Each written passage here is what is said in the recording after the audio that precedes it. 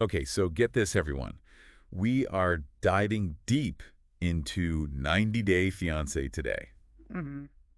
But not just any couple. No, no. This is about Amani and Matt and the internet storm they've kind of created. Yeah. Like they were just on that Netflix money show, How to Get Rich, last year. Now they're on 90 Day Fiancé with a Throuple. It's wild. Wild is a good word for it. On that Netflix show back in 2023, it was just them. Married, two little girls, Leela and Sarah. Amani was working, Matt stayed home. Lots of money and communication issues, it seemed like. Right, totally. Now fast forward, it's 90 Day Fiancé, and boom, they're Yeah. the show's first Throuple with this woman, Annie from Mexico, and the internet. Well, let's just say people are freaking out a little. The skepticism is definitely there. I mean, fans are picking apart every single thing they do. Is this like real polyamory or just a big attention grab to get another season? Right, good point. And then there's the visa thing. Like the whole 90-day fiancé thing is built on the K-1 visa, right? The foreign fiancé coming to the U.S. to get married. Exactly. And that process is serious business. Lots of rules, super strict. Immigration officials are watching closely. Any little thing seems off, and you're looking at a denied visa, maybe even deportation. No joke. And this is where things get really wild, right? Amani and Matt are talking about divorce, so Matt can marry Annie and bring her to the U.S. Fans are going nuts, thinking it's visa fraud. Are they, like, trying to trick the system? It's a huge concern, especially with how seriously U.S. immigration law is enforced. If officials think it's a fake divorce just to get a visa, that's it. They're in big trouble. Exactly. We've seen on this show before how strict they are. Remember Juliana?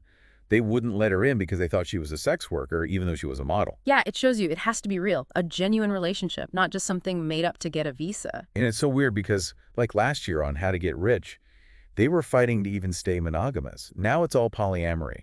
It's a pretty big and sudden change. Makes you think. Yeah. Is it real, this change in their thinking about relationships, or are they just putting on a show for 90 Day Fiancé? The timing is definitely a little suspicious. Mm-hmm. Almost like they knew exactly what would get people talking. And it wouldn't be the first time a reality TV couple stretched the truth a bit. Right? You're absolutely right. With reality TV, it's hard to know what's real and what's made up for the drama. And the internet is loving every minute of it. I mean, people are comparing them to other couples, digging up old stuff, trying to figure out what their motive is. Some people even think this is all just a setup for their own spin-off show. That wouldn't be surprising. They're clearly comfortable with the whole reality TV world. Well, and speaking of comparisons, did you see the comments about them being like that couple from Seeking Sister Wife? The ones who also tried to divorce and marry someone new? People are definitely seeing a pattern here. And on top of everything else, there's the cultural aspect, too. Amani's from Tunisia, and he's from Mexico. And this whole throuple thing is happening in, like, the very American context of 90 Day Fiancé. It definitely adds another layer to it all. Like, how do their backgrounds play into how they see polyamory? How do they handle those differences in values and expectations? Such good questions. And they're doing all of this with cameras in their faces all the time. It's almost like watching a live social experiment. Okay, so let's recap. We've got a couple who've been on reality TV before. That's right. Sudden polyamory, possible visa fraud, and tons of people online who don't buy it. Where do we go from here? I think we need to dig into these fan theories. Let's see if we can figure out the truth behind what Amani and Matt are really up to. All right, so we're back, and let's be honest. The fan theories about Amani and Matt are almost as good as the show itself. It's true. Everyone online is going full detective mode. They're digging through everything, social media, old interviews, even those financial records from How to Get Rich. It's like a 90 Day Fiancé version of Catfish, but with, 3 people instead of 2. Some people actually think this whole throuple thing is fake, just a story made up for a spin-off show. And there are some things that do make you think that. Like, they've already been on reality TV, they know how to make drama, and this throuple thing, it's definitely getting them headlines. Exactly. Yeah. And remember when Matt was talking about opening a polyamory retreat? Seemed a little too convenient, right? Like they're already planning the next step in their TV career. It would be a smart move. Use all the attention, build a brand around their unique lifestyle, and there you go. Instant audience for a new show. But even if it is fake, does it even matter? I mean, isn't reality TV all about the entertainment? As long as they're not hurting anyone, who cares? That's the tricky thing about reality TV. How much is real? How much is made up? Yeah. And when does it cross the line from just being fun to actually being harmful? Yeah. It's a tough question. And speaking of lines, what about their kids? They have 2 young daughters, right? Now they're being raised with this very public and, let's be honest, unusual lifestyle. That's a big concern. Kids notice everything, they're easily influenced. How is this going to affect how they see family, relationships, even their own sense of self? It's a lot for anyone to deal with. And then you add in all the public attention, the judgment. These kids are going to grow up with their lives all over the internet. People they don't even know commenting on everything. It could have a big impact on them psychologically. Parents in situations like this have to be extra careful, make sure their kids feel safe and supported. And honestly, from what we saw on How to Get Rich, I'm not so sure Amani and Matt are ready for that. They were struggling just as a couple. Their communication wasn't great, their finances were a mess, they seemed constantly stressed. Adding another person, plus all this reality TV pressure, it's probably just making everything harder. And the kids are the ones who'll suffer if things go wrong.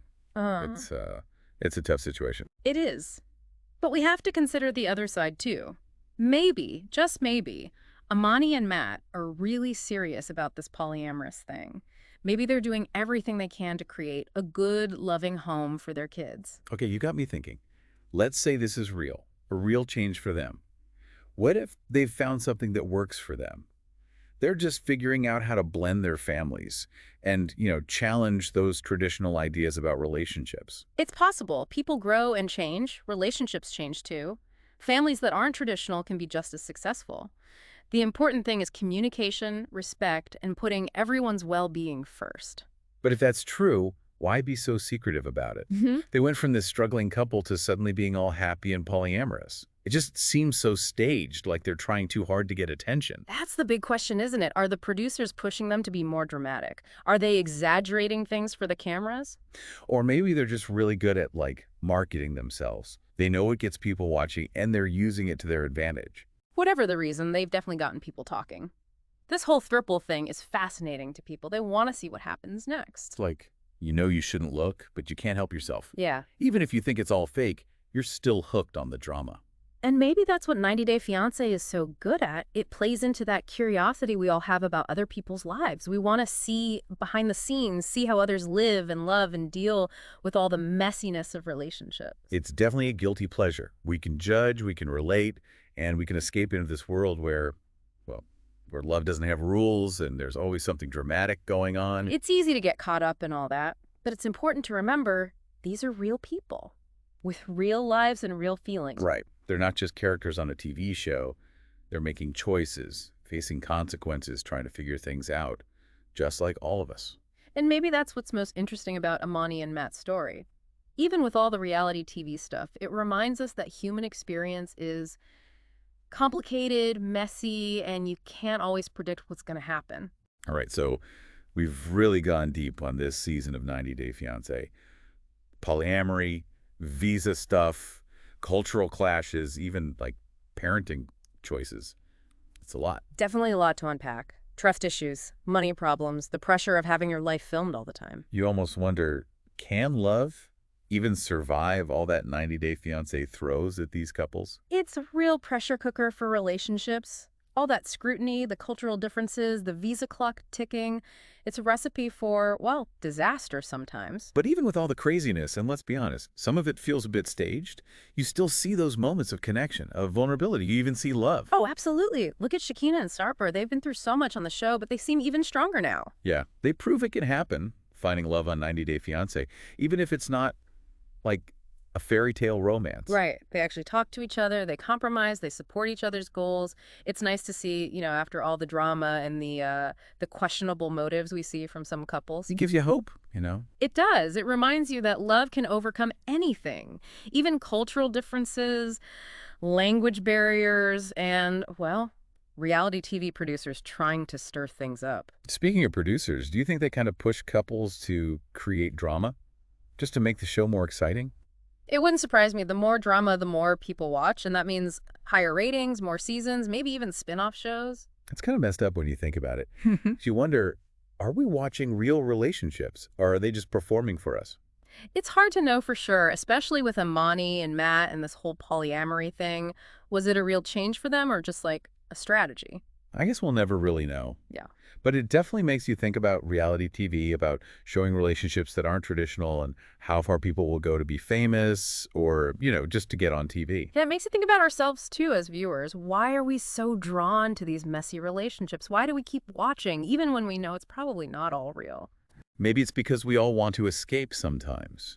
We get to experience love, the excitement of new things, the drama of different cultures, all from our couch. Or maybe it's because deep down we connect with these people, even with all the drama and the questionable choices. We see their hopes, their fears, and we remember that everyone experiences love, even if it's messy. It's a reminder that we're all just, well, human, trying to make relationships work, trying to find our place. Exactly. And sometimes that journey takes you in unexpected directions. You learn new things, challenge your own beliefs. So what's next for 90 Day Fiancé? Will they keep pushing the boundaries, showing us more relationships that are outside the norm?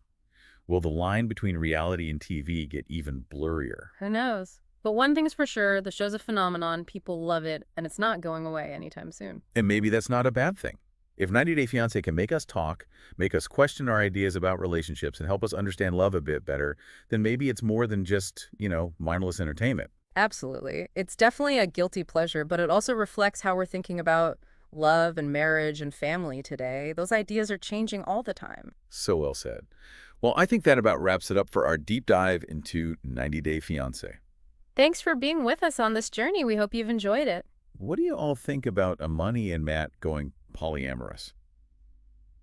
Real or just for the cameras? Let us know your thoughts. Who are you rooting for this season? And who do you think is headed for a breakup? Until next time, happy watching.